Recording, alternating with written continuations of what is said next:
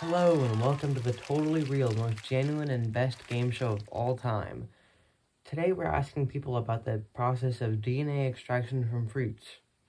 Hopefully people today will actually give good answers. Our first contestant will be Cairo. Give him a warm welcome. Hello to you too. What will my question be? Your question is, how does the process of DNA extraction work? I know this. This is easy. DNA extraction works by Zeus electrifying the fruit and yanking the DNA out. I don't think that's right. You see, with soap or detergent, they usually combine with molecules of grease, which takes out the bad compounds out of your dishes or hands. Well, it's the same with the strawberries. When you mix it with the detergent attaches to the lipids and proteins, which then you add the salt that fully breaks open the cell walls called membranes. That lets the cell fall apart, including the DNA in the chromosomes. I was close enough, right? I don't think so. Now I will show you guys a video of me extracting DNA from a strawberry. To do this experiment, you'll need 5 strawberries, detergent, water, salt, and either rubbing alcohol or isopropyl alcohol.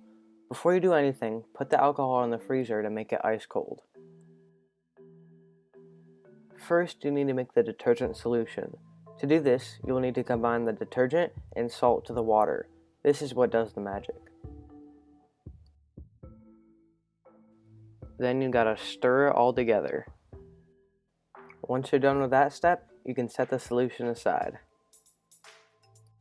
For the next step, you will need 5 strawberries in a plastic bag. First, you need to take off the leaves of the strawberry just for convenience when filtering later on. Then, so no strawberries leak out, make sure the bag is completely closed with minimal air inside. That's when you can start mashing up the strawberries, which makes the cell weaker by breaking up the cell walls. Strawberries are great since they are very easy to break compared to pineapple or other fruits. This is what the strawberries should look like when you are done.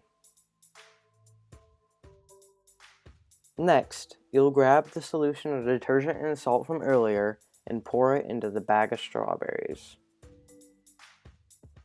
You will then mash up the strawberries even more just to make it have less chunks. This is actually the most important step since this is where the actual reaction is happening, even though you can't see it. Once you are done with that, you need to pour the strawberry detergent mix into a strainer, which gets out most of the big chunks of strawberry.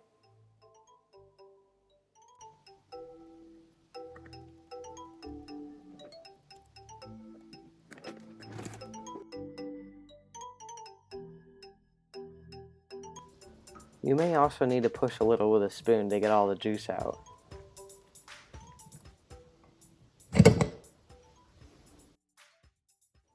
Next, to get out all the tiny chunks of strawberry the strainer could not, you'll need to pour it through a coffee filter. This process does take quite a while though.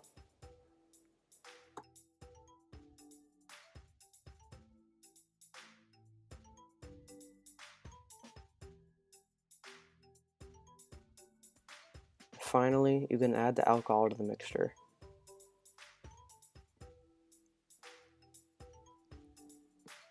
You will immediately start to see foamy stuff from the top. That is the DNA. The next part is sped up so you can see the reaction.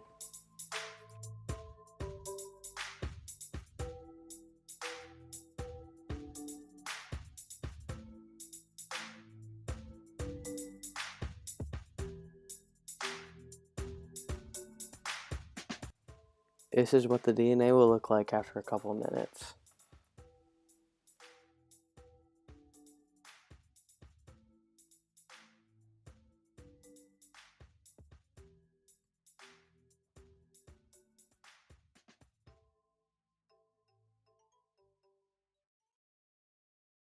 Our next contestant will be Jeffrey. What's up? Would there be a difference between using fresh, frozen, or canned fruit or ripe or unripe fruit in DNA extraction? I think having frozen strawberries does matter because they are way more tasty, and having unripe fruit is better because unripe bananas are way better for smoothies. Well, you were right with the frozen. You see, when you freeze the strawberries, it helps break down the cell membranes and cell walls so you can extract the DNA easier, but your reasoning was very wrong.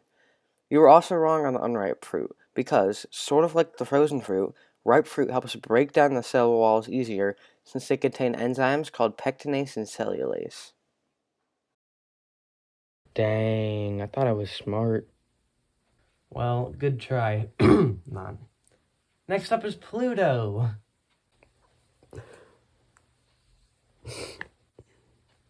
Why are you crying, Pluto? Because I'm not a planet anymore. Well, that's not our topic for today. So, your question is, what is the ideal temperature for extracting DNA? Well, obviously cold since Pluto has an average temperature of negative 387 degrees Fahrenheit. Looks like you know your fun facts, and you were correct. First one of the day. The ideal temperature for DNA extraction is 32 degrees Fahrenheit because you'll increase your yield of DNA by slowing down the enzymes. But even at temps like 95 degrees Fahrenheit, you can still extract a little DNA. You'll also want to use cold alcohol because it'll help the DNA solidify and show up faster. Our next and final contestant will be Pikachu. Hello. Pikachu, what would be the best type of detergent to use in the experiment of DNA extraction? Pika Pika. Well, you could be right, but I don't speak Pokemon. The best detergent to use would be the detergent with the most amount of surfactants, the main compound that helps break the cell membranes apart. The surfactant in most detergents is a sodium lauryl sulfate since it is inexpensive to make, but there are many different ones. The best overall branded detergent to use in the experiment would be Ultra Joy dish detergent. Well, I hope you guys enjoyed tonight's game show. And if you all want to play like Cairo, Jeffrey, Pluto, and Pikachu, call 1-800-346-7845. Again, that is 1-800-346-7845. Have a good night. No strawberries were harmed in the making of this video. Warning, you may lose all your money if you play. Pluto is not actually crying.